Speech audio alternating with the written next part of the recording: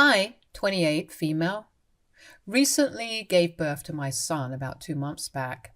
I've been living with a friend in her apartment. It's pretty cramped up here, but it's a better living arrangement than my parents' house. I'm a single mom. My ex-boyfriend is the father of my child. But when I told him that I wanted to keep the baby, I gave him the choice to walk away, and he chose to walk away.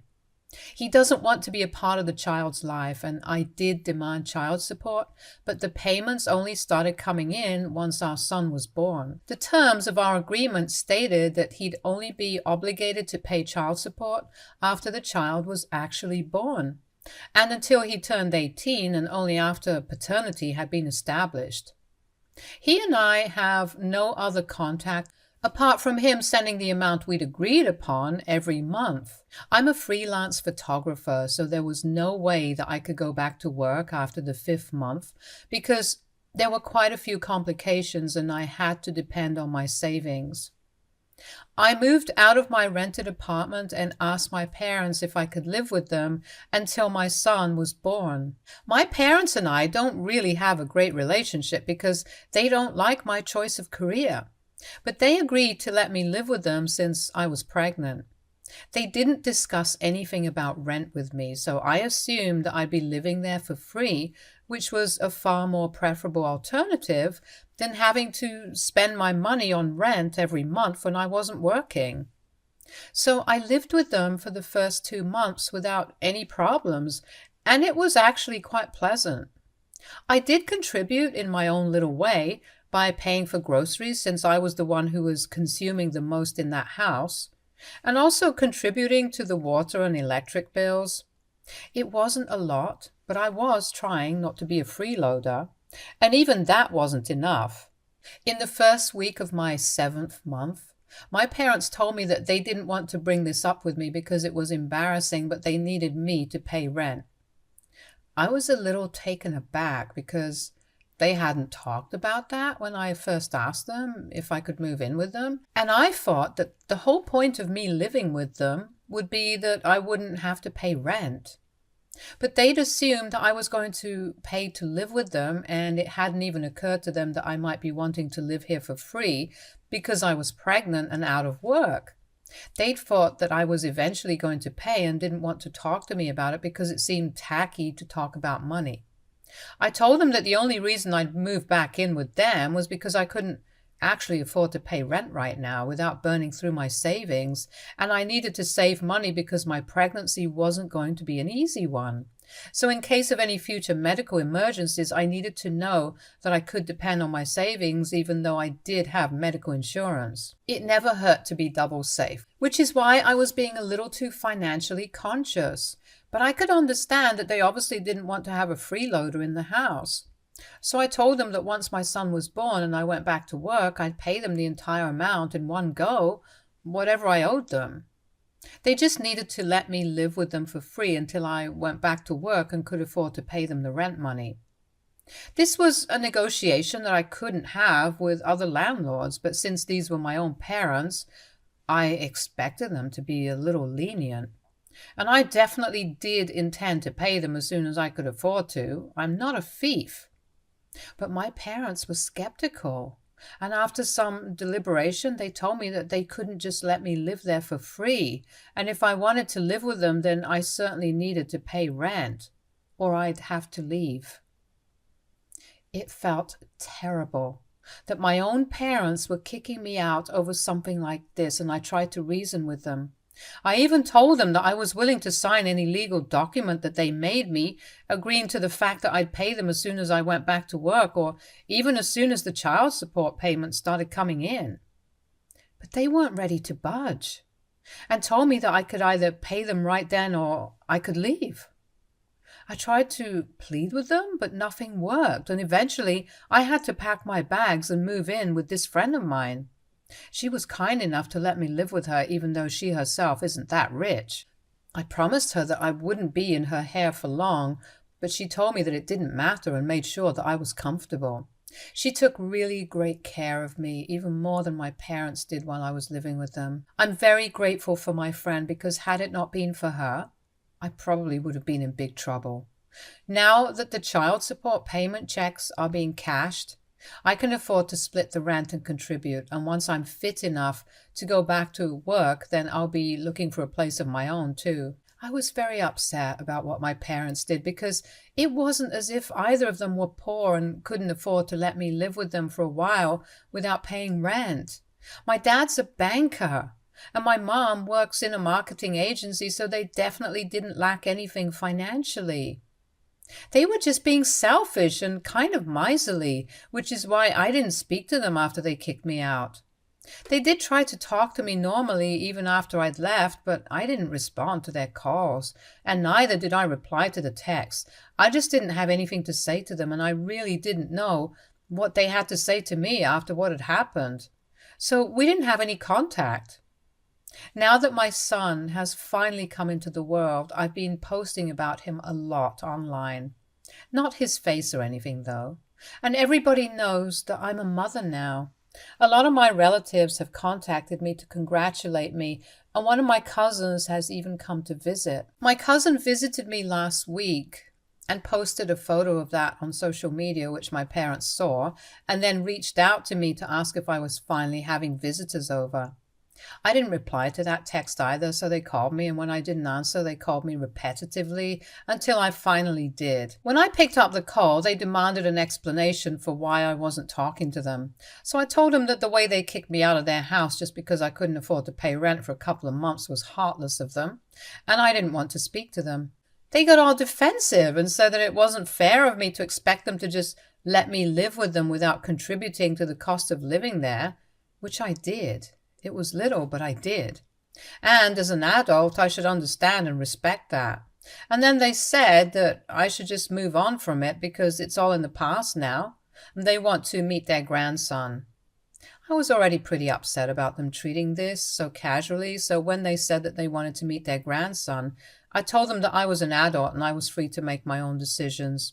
And I had decided that they weren't going to see the grandson anytime soon, so now they needed to understand and respect that. Because I was hurt and I didn't want to see them. Then I disconnected the call and tried to ignore them, but they kept texting and insisting that I was overreacting because they thought what they'd done wasn't even that big of a deal. And they kept saying that it was all in the past, so I needed to move on, which got on my nerves.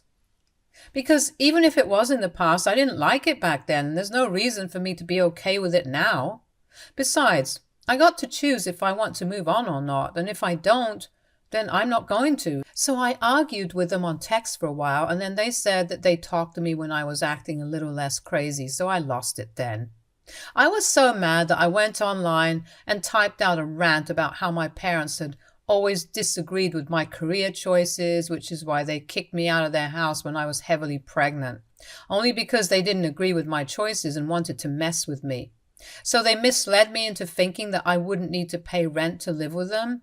But then suddenly they sprung it on me 2 months later and then told me to leave when they learned that I wouldn't be able to pay, just to humiliate me. Up until here it was all fine. But then I tagged some of their co-workers in the post to make sure that they'd all be able to see this post and get to know my parents better. And I believe that that's where I went a little too far. So now all my relatives are against me and believe that I need to apologize to my parents. I have talked to a couple of my friends about this, but they think that what I did is not that bad because my parents were trying to gaslight me and didn't drop it even when they saw that I was clearly very stressed out and actually implied that I was crazy for reacting the way that I did. It's been almost a week since I made the post and I took it down after almost 3 hours, during which a couple of people did see that post and even liked it. Only my relatives have talked to me about it, but my parents have had nothing to say, and the silence is even worse than them actually expressing how they felt about it. I would honestly rather just fight with them than get this over with, but them being silent doesn't make me feel any better about what I did. I genuinely don't understand if I should apologize to them or not, and I feel like both my relatives and my friends have a really strong point. I personally have no idea what to do and I'm completely blank, so I'm here on Reddit to ask you guys what you think I should be doing about this. I don't feel guilty for making that post, but I do feel bad about tagging their co-workers in it because they had nothing to do with this and I dragged them into my family drama for nothing, which must have been awkward for my parents at work. AITA for tagging my parents' co-workers in a post about them. Update 1. So I ended up apologizing to my parents, not for the post in general, but for tagging their workers in the post. There was no need for me to do that, and I did it only out of spite, which was unfair. I sent them that text yesterday, but they still haven't replied to it yet. The only link I have with the rest of my family right now, my aunts, uncles, and cousins, is the cousin who came to visit me last week. He's the only person still talking to me because everybody else is just way too angry. He told me that the only thing that people are talking about in my family text thread is that post. And they've been talking about it for days now, which seems a little unfair because I took that post down within hours of putting it up. And this isn't even about them. This is between me and my parents, so I don't understand why they have so many opinions about it. I was going to apologize to the rest of my family, but I don't think that they deserve it or need it because I didn't say anything bad about them. The people that I did mess with, I apologized to them, and now it's up to my parents if they want to forgive me or not. But my relatives have nothing to do with this, so they need to keep their mouths shut. My cousin has sent me a couple of screenshots of whatever discussions have been going on about me in the family group. And all I can say is that I'm really glad that he's on my side because the things that are being said about me are really awful, and honestly, it all speaks more about their characters than mine. They've made really nasty comments about me being a single mother, and there's also been a lot of speculation about why exactly my ex left me, and let me just say that none of the theories have anything good to say about me. All they want to talk about is how I must have driven the guy away, and how it's all my fault that my son will be growing up without a father. Because apparently I'm so difficult to be with, and they pity my parents for ever having to deal with someone like me. It's all just a lot of rubbish, and they're obviously only gossiping about me because they have nothing better to do with their lives. It's sad because I was actually pretty close with these people growing up. We were a close-knit family that would get together at least 3 times a month. These people watched me grow up, and now these are the very same people who are making nasty comments about me. Just because of one post where I dared to speak about my truth. It doesn't seem fair at all, and what's worse is that my parents are a part of this text thread. They don't see anything wrong with what the others are saying about me, and not one of them has tried to defend me or take accountability. It's not even as if they're inactive. While they don't defend me or say anything bad about me, they do occasionally send laughing emojis and stuff whenever someone makes a horrible joke at my expense. It's just really nasty business, and I'm super disappointed in everyone. Update 2. It's been 4 days since I apologized to my parents for that post. Now, a couple of hours ago, they finally texted me back, only to tell me that they were not surprised that I'd taken things so far, and said that I was a disappointment to them anyway, so they didn't care about the post.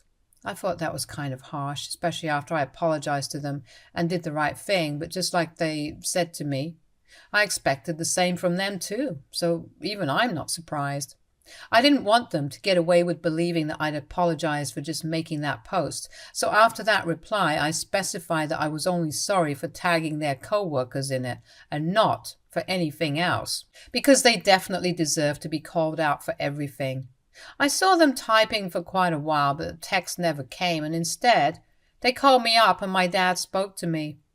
He told me that he and my mother were extremely disappointed in my behavior, especially because I talked about them trying to humiliate me for my career choices. According to him, that hadn't been their intention at all, and it was unfair of me to post about it and make them look bad. They told me that in the aftermath of that post, there'd been a lot of gossip about them at their respective workplaces, and it was very embarrassing for them. My mother had even been targeted by a couple of her co-workers and had been reprimanded by her boss, and it was very insulting. I told them that I did apologize for that, and I also took that post down within a couple of hours of posting it. I can't exactly go back in time and undo what I did, so they have to make their peace with what happened. And also, they'd been very unkind to me when I was pregnant, but I'd made my peace with that and I had let them go. It was they who tried to reach out to me afterward because they wanted to see their grandson, even though they were the ones who caused me so much stress and suffering while I was pregnant by forcing me to move out. And then they tried to pass me off as crazy for being mad at them. They'd never apologized for any of it, even though, according to me, what they did to me was worse than what I did to them. So they should really count themselves lucky that they even received an apology. That didn't go down well with my dad, and he said that he could have filed a defamation lawsuit against me if he wanted to, but he forgave me because I was his only daughter, and I should be grateful for it. So I told him that I was indeed grateful, and I just expected him to be the same way, because even though I had apologized to him and my mother, despite them treating me like a second-class citizen after I became an adult, in the past, when I first told them that I didn't want to go to college and instead I wanted to learn photography, we had a lot of fights over it, and they used to say a lot of horrible things to me, including things like wishing I was never even born and that they hoped I got lost and never came back. And I hadn't mentioned those things in my post. If I had, then they probably wouldn't have anybody on their side right now, so I think even they should be grateful to me for not exposing them entirely. After that, the conversation just became too difficult to continue because my dad was screaming at me. And if he wasn't even willing to talk, then I didn't see any reason for me to continue bickering with him. So I hung up and blocked him. I don't know if they're going to try to get back in touch with me or not, but if they do, then I'm not going to hold back. Update 3. It's been a week since my last update and that phone call with my father, and they still haven't tried to reach out to me yet. So I'm assuming that they've given up on me entirely, and it's a huge relief because I'm already pretty stressed out. I do not need more of it. I did ask my cousin if they'd been talking about me in the group, and he told me that they have indeed been a lot more active after that phone call. My relatives had moved on from that post and the topic of me and my ex-boyfriend and stuff, but now it's my parents who keep bringing it back up, only so they can talk badly about me. I guess I'm their favorite topic of discussion now, and even while they're not talking to me, they definitely are talking about me, so I'm constantly on their mind. It's just a pity that it's not for any good reason. I find it so incredible that even when they were the ones who kicked out a pregnant woman, their own daughter, they still found a way to portray themselves as the victims. They were the ones who kept pushing me and gaslighting me, and when I finally snapped and made some stupid little post, it suddenly became a huge deal, and they are now the victims forever. It's all very frustrating and ridiculous, but I know that there's nothing I can do about it. So I just have to suck it up and let them go on trash talking me. Because at the end of the day, they're doing it behind my back. Since they don't have the guts to say any of it to my face, my cousin is on my side and I have great friends. I'm also hoping to go back to work in a couple of days to get my life back on track. So I'm not going to worry about any of these irrelevant people and only focus on myself. Update 4. I finally started working again today, and due to some weird miracle, today was the day that my parents chose to come visit me at my friend's place. My friend was at work, and I dropped my son off at another friend's place for a couple of hours since I was at work, so there was nobody at home. And I don't check my phone unless it's an emergency while I'm working, so I didn't even realize that my parents were waiting outside her apartment. They kept texting me, my mom, since my dad's blocked, for almost an hour before they finally decided to leave, and I only discovered it after I was done with my work and it was time for me to go back home. All the texts were about how this was super insulting for them because they were visiting to see their grandson for the first time, and I didn't even have the courtesy to be at home to receive them. They said that not only was I a terrible daughter, but I was also a terrible mother for taking my son with me to work, which is what they assumed I did. The texts were all very entitled and bipolar because in one text they were telling me that I was a horrible human being, and in the very next one they were talking about how desperate they were to see me and their grandson, and that it was unfair that I was depriving them of that opportunity. I cannot even begin to understand why they'd expect me to let them visit me or meet my son after everything that they'd said to me and about me behind my back. I'm honestly just glad that I wasn't at home, and I regret even telling them where I was going when I first left. I really shouldn't have done that, but I wasn't thinking straight at the time. But now, this is just more of a reason for me to move out as quickly as I can. I'm going to miss my friend, but I don't want to bother her any longer. And I know that if my parents are aware of where I'm living, then they'll definitely try to come to visit me again. And I certainly don't want to create any trouble for my friend. Update 5. Hi guys. So I moved into my own apartment last week. Yeah, it finally happened, and I'm really thankful for everything that I have. My friend was pretty sad to watch me go, but she understood. And I can't say that she'll miss any of my son's midnight crying sessions. My own place is a lot smaller, but this is all I can afford right now. And I know that as I continue to work, I'll get back to where I was in no time. It's been a month since my last update, and I blocked both my parents on every platform possible after they tried to visit me because I didn't want them around. They haven't tried to get in touch with me directly again after that, and I have my fingers crossed that they won't be able to find out where I am. I changed my phone number, and I told my friend that if my parents ever show up at her apartment, she definitely doesn't need to open the door. And if they try to bother her, then she's free to call the cops. I'm just hoping that it doesn't come to that. Now, it's just me and my son, and we're definitely going to make it big. I'm just so sure of it. Stay tuned for more stories from our girl relationships.